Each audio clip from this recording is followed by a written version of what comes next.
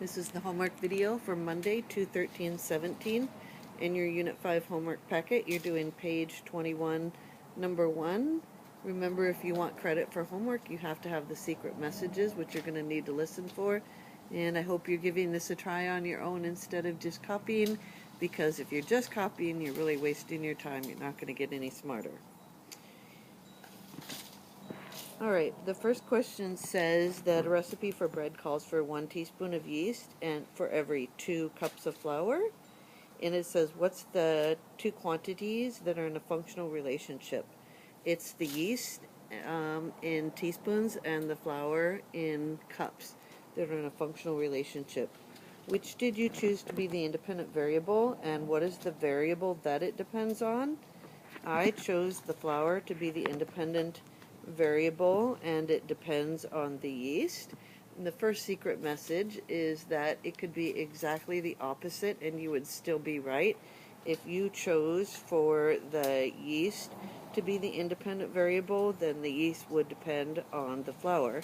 And make sure that you write that down, that you could also say that the yeast depends on the flour. They're both correct. Letter B says write an equation that represents the function, and the equation that I wrote was y equals 2f, because each teaspoon of yeast is going to be equal to 2 cups of flour.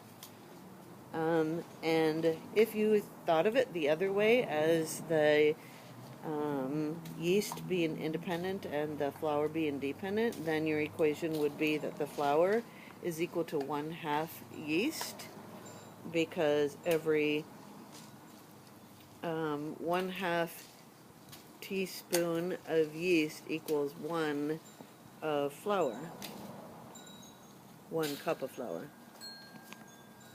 And the last one asks us to sketch the, the second secret message is that your equation needs to be labeled, and I'm not going to label it. You, again, have to be listening. So the y is equal to the number of teaspoons of yeast, and the 2 represents there's 2 cups of flour for every 1 teaspoon of yeast. 2 cups of flour for every 1 teaspoon of yeast, and the f represents the number of cups of flour. The number of, that's not right. The f represents the number of the number of groups of 2 cups of flour, because it's 2 cups for every 1 teaspoon. So if you put something here, you'd want to be it in groups of 2 cups. So this doesn't represent just 1 cup. Okay, and then on the last one, they're asking you to, I'm distracted, sorry, I'm working outside and my husband's butchering the bush in the backyard, but you don't care. Okay, moving on. The graph of this would have flour, in my case, on the independent axis, and yeast, in my case, on the dependent, where this stands for teaspoons of yeast and this stands for cups of flour. And then I have to label 2 points on my graph. Obviously, it goes through 0, 0. If there's no flour, there's no yeast.